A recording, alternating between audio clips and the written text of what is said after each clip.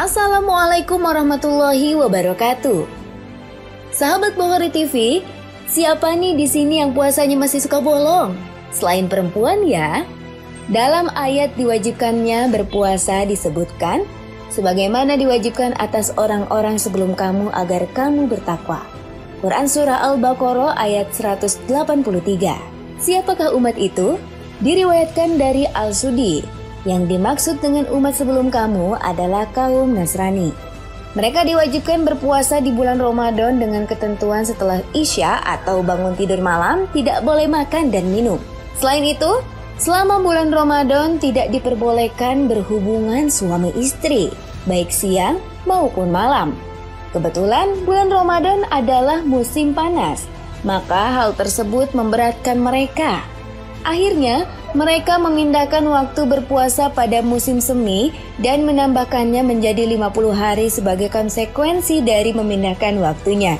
Dulu, setelah Nabi Muhammad SAW hijrah ke Madinah, beliau mulai membiasakan berpuasa setiap pertengahan bulan atau yang disebut dengan puasa Ayyamul Bid, tanggal 13, 14, dan 15 setiap bulannya. Ada juga puasa tambahannya yakni puasa Asyura tanggal 10 Muharram. Setelah berjalan beberapa bulan, turunlah perintah berpuasa kepada kaum muslim.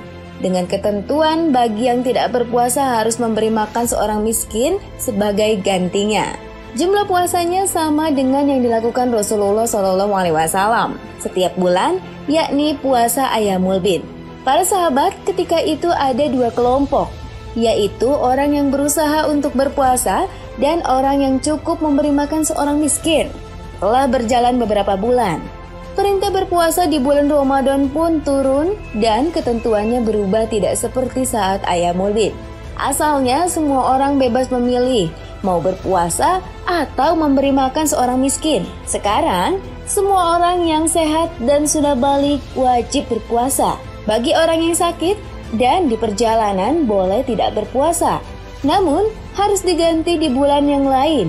Dan memberi makan seorang miskin hanya berlaku bagi orang tua yang sudah tidak ikut berpuasa. Awalnya, puasa Ramadan bagi kaum muslim juga seperti yang disyariatkan kepada kaum Nasrani. Setelah bangun tidur tidak boleh makan dan minum. Juga selama 1 bulan full tidak boleh berhubungan suami istri. Hal itu pun memberatkan sampai terjadi peristiwa Abu Qais ibnu Sarma. Ia tertidur setelah maghrib dalam keadaan belum berbuka dan setelah pulang kerja, ia terbangun kembali mendekati subuh sehingga keesokan harinya ia sangat lemas sekali. Ada juga kejadian lain yang menimpa Umar bin Khattab.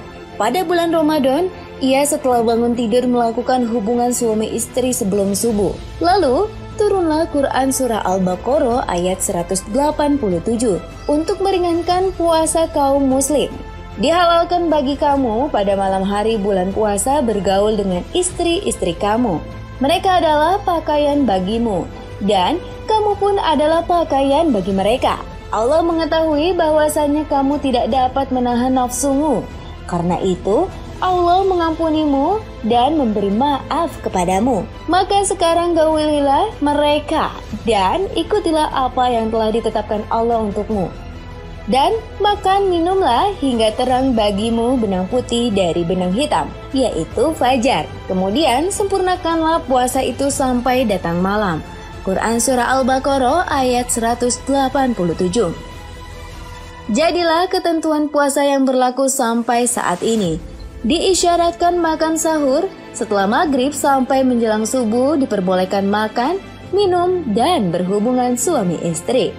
Dikutip dari Fikih Sunnah karya Sayyid Sabiq, diwajibkan puasa Ramadan adalah pada hari Senin tanggal 2 Sya'ban tahun 2 Hijriah. Sekitar 18 bulan Nabi Muhammad SAW berpuasa Ayyamul Bid saja. Dan para sahabat dibebaskan dengan dua pilihan tadi. Pada tahun yang sama juga, sebelum berakhirnya bulan Ramadan diwajibkannya zakat fitrah bagi yang mampu. Sahabat Bukhari TV, sungguh sangat besar kasih sayang Allah kepada hambanya. Ia tidak ingin hambanya berada dalam kesempitan. Puasa bukanlah bentuk penyiksaan kepada kaum muslim, melainkan agar mereka hidup sehat, Karena selama 11 bulan lainnya mereka memasukkan segala jenis makanan ke dalam tubuhnya. Dengan puasa, badan dinetralkan kembali agar stabil. Sungguh, kasih sayang Allah tidak terbatas. Asalkan kita mau mentafakuri dan mengakui semua nikmat yang kita terima. Wallahu a'lam. Wassalamualaikum warahmatullahi wabarakatuh.